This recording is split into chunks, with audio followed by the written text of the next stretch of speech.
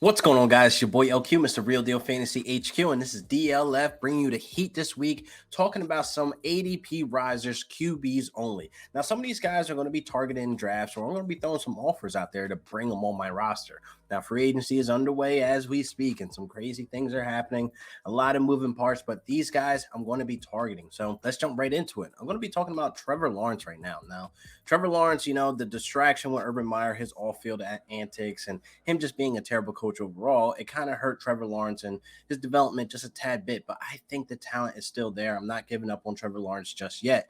Now they bring in big bag talk, Christian Kirk. They also bring in Zay Jones with a healthy contract as well. But already there, they have in places of Marvin Jones. He's a veteran, wide receiver there. He could be very reliable, and he has a nose for the end zone. Last season, again, Urban Meyer kind of messed that all up for all those guys. And Laviska Shenault, it's still there. Hopefully, I'm, leaning towards of getting him out of the way, just kind of get him traded somewhere, put him somewhere else.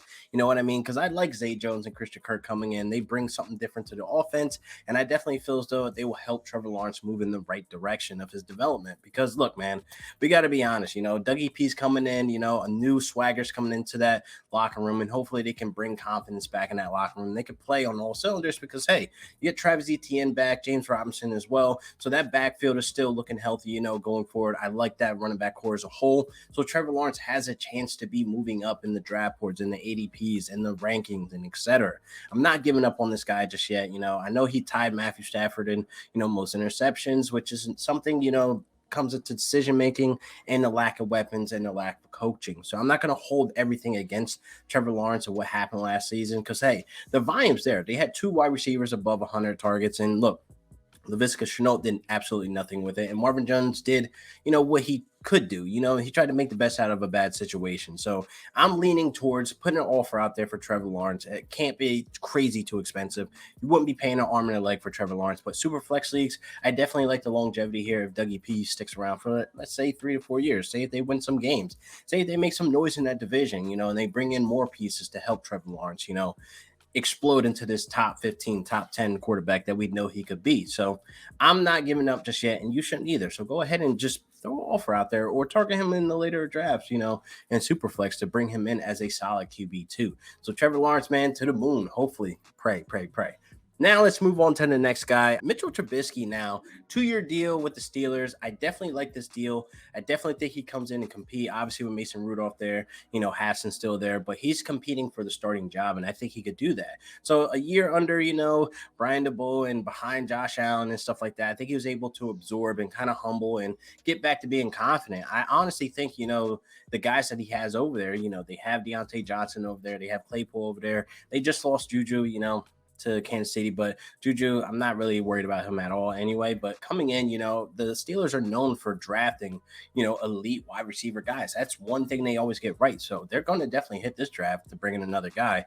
James Washington, signing to Dallas, and then they're losing some of that depth there. But I believe they're going to be able to bring in some guys that can kind of be reinforcement to that wide receiver core and help Mitchell Trubisky. And also, man, he's a mobile quarterback, man. Mobile quarterbacks always have the upside in super flex and in fantasy and stuff like that. So I'm definitely going to be targeting him. He's going to be one of those late round guys you can get.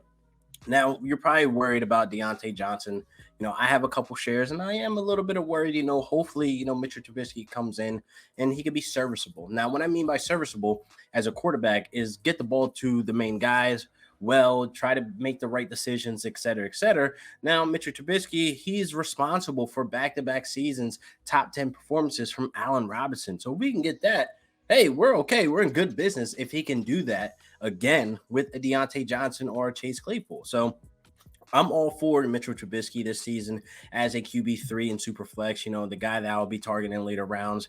And if you're going to go out there and throw an offer, like I said, you're not going to be throwing out an arm and a leg out there. Why not throw a third? Like, what does your third really mean to you? You know what I mean? So see if you can get Trubisky for the low, for the cheap, and bring him in. Because, again, a mobile QB coming into a system where I think he could excel. And I think, that year playing as a backup kind of humbled him. And, hey, he's getting away from Matt Nagy. So we'll see a good serviceable Mitchell Trubisky, fingers crossed. And hey, my Deontay Johnson shares are safe. So moving on to the next quarterback, man. ADP riser to the moon. They just got Devontae Adams. Now, Derek Carr is going to be top 10. A lot of people are calling me crazy for this, but I believe so. Look what he did last season. Now, Darren Waller, he only played 9 games above 80% snap opportunity, obviously dealing with, injury and stuff like that. But Derek Carr was still able to put up top 5 passing yards, top 5 in passing attempts, top 5 in air yards, top 4 in pass completions, number 1 in play action completion percentage, man. He did all this. He did this. Derek Carr is going to be a top 10 quarterback. Now that you add Devontae Adams, you still have Hunter Renfrow there doing his thing with his elite route running next to a Darren Waller who's going to be there, hopefully, fingers crossed, healthy. Then you add in the freak athlete, Devontae Adams. How does Derek Carr ADP not shoot to the moon right now? It's going to be that crowd that are going to be like, you got guys like Herbert, Lamar Jackson, Tom Brady coming back, et cetera, et cetera. I understand that. The top 10 may be locked in, but I can easily slide him in over a Dak, maybe over a Kyler Murray this year. Maybe he just sits in between those guys. But hey, Derek Carr can finish top 10 at 10, but he still has that top 10 ability with adding Devontae Adams. I don't understand why people don't see this. Top 5 in deep pass attempts as well. So I definitely feel as though if that deep ball is hitting on par with Devontae Adams, if we can get a healthy Darren Waller, if we can keep, Hunter Renfrow doing what he's doing, man, how does Derek Carr not go inside the top 10 or at 10? Now, hear me out. He needs to dip a little bit under the interception ratio. With the touchdown to interception ratio is really what keeps him down, in fantasy relevancy. Because if you're only throwing like 24 touchdowns and you have 14 interceptions, that's a terrible ratio. You're going to be sitting outside that top 10, probably top 15, at 15. So I definitely feel as though we need to be cautious when we're going to be aggressive for guys like that. But adding Devontae Adams, I'm sorry, I got to aggressively go get them shares. I aggressively need him on my team right now. So I'm going to be throwing offers out there just to see, the bar where we're going to have, Derek Carr sitting at for people's values and people not believing. I honestly want to attack the people that are not believing right now in my league that have a Derek Carr, because, man, Derek Carr coming in as a top 10 performance, and say you have, still Tom Brady, say you have Kyler Murray, or you have Lamar Jackson, pairing them up, juicy, man. You have to be able, to navigate through all the BS narratives that people put out there on fancy Twitter or the internet or whatever the case may be. Derek Carr is going to ball out. Like I said, he did all this top 5 performance stuff, with the top 5 in passing yards, top 5 in passing attempts, et cetera, with a hurt Darren Waller. All he had was Hunter Renfrow. That's all he had. And he still was able to do this. So I definitely feel as though you should be targeting Derek Carr and you should be happy when you get him. So these 3 guys are my ADP roster guys. I mean, these risers, these guys are going to be beautiful on your roster. You guys should be targeting them. And hey, leave a comment below what you guys think about the episode. And please leave, your rankings in the comments as well, because I want to see where you will put Derek Carr in your top 15 or your top 10. If you're riding with me as a top 10, I can see him finishing at 8 or 7. I'm going to just put that out there. So let's see what you guys think. And I'll see you guys next week for another great episode of DLF. Peace.